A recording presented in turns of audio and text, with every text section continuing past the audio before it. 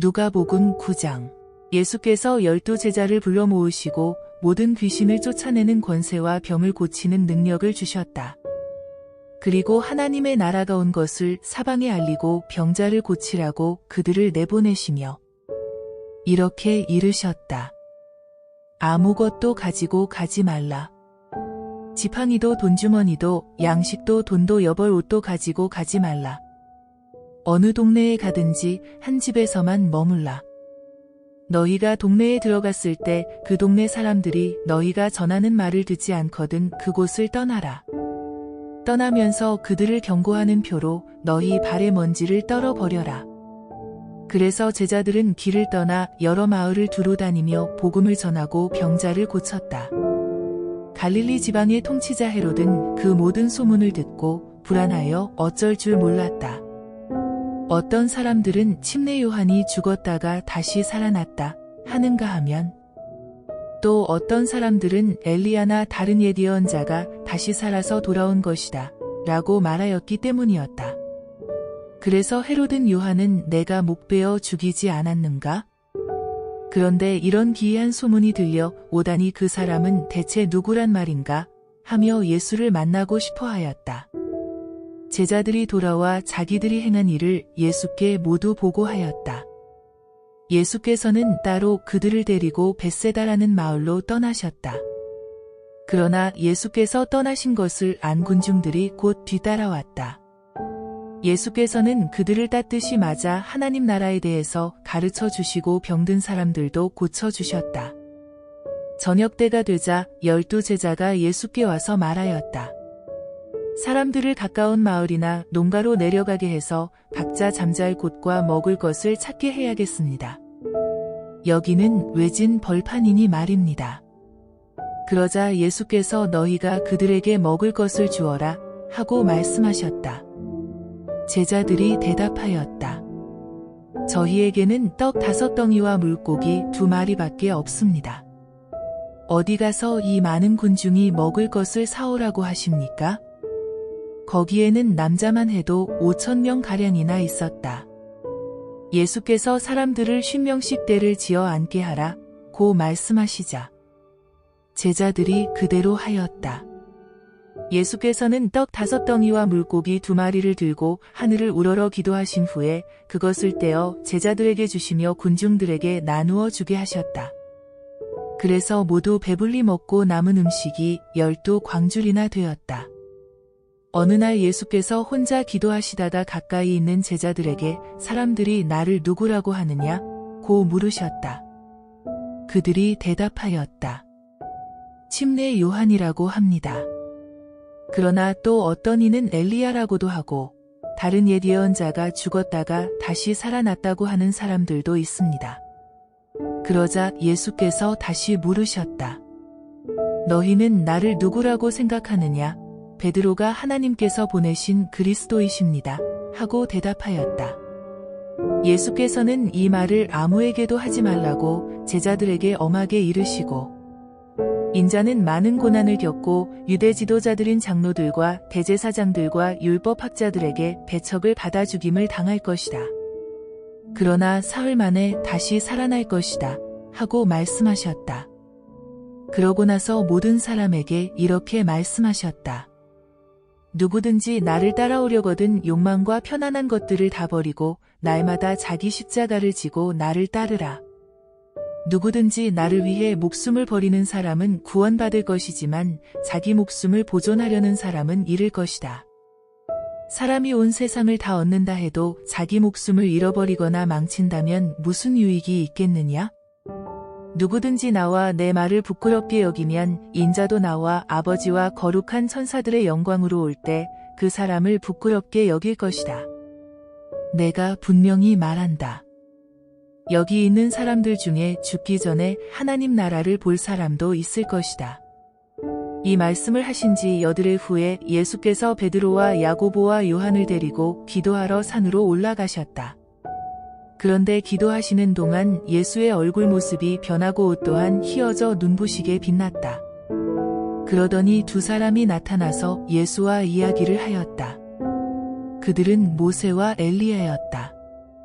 영광스런 빛에 감싸인 그들은 예수께서 하나님의 계획을 이루시기 위해 예루살렘에서 죽으실 일을 이야기하고 있었다.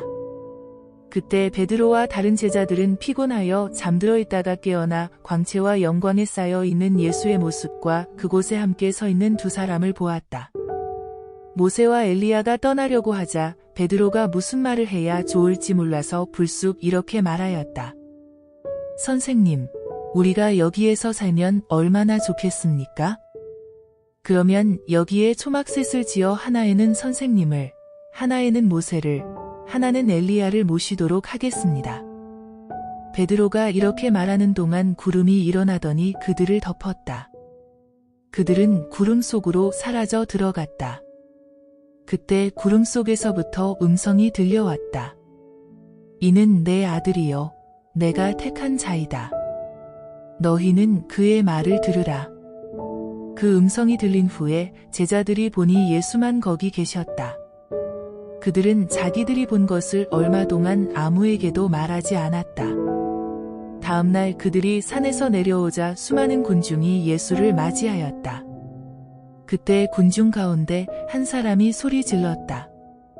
선생님, 여기 이 아이가 제 외아들입니다. 그런데 귀신이 이 아이를 사로잡아 비명을 지르게 하고 경련을 일으켜 입에서 거품을 흘리게 하며 항상 그 몸을 상하게 하면서 좀처럼 떨어지지 않습니다.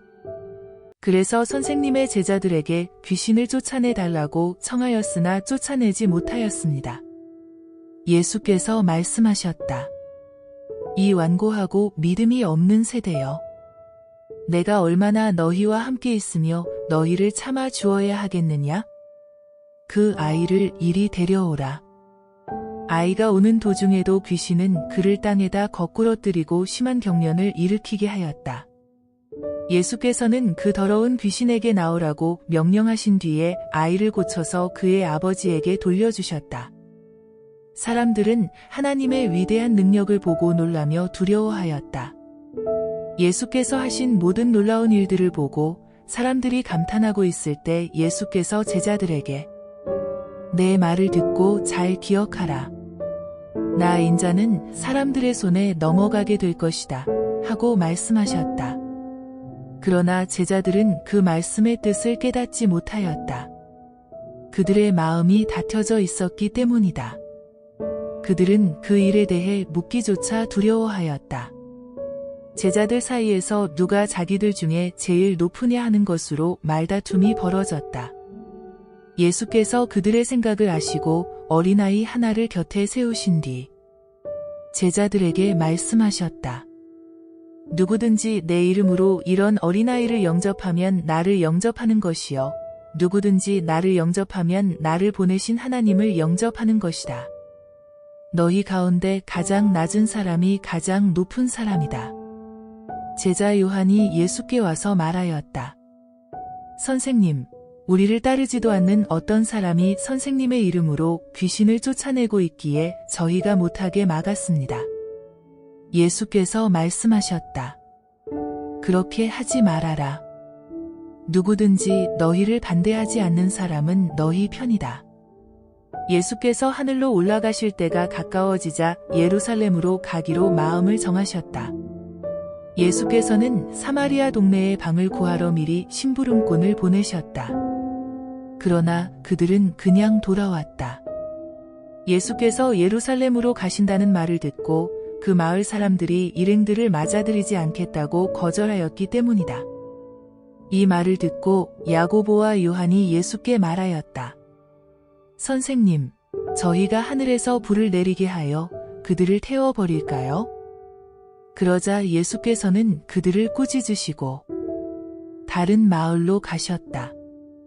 그들이 길을 가고 있을 때 한 사람이 예수께 와서 말하였다. 선생님이 가시는 곳이면 어디든지 저도 따라가겠습니다. 예수께서 대답하셨다. 나는 내 머리를 누일 곳이 없다. 여우도 들어가 살굴이 있고 새들도 보금자리가 있으나 나 인자는 이 땅에서 편히 쉴 집이 없구나.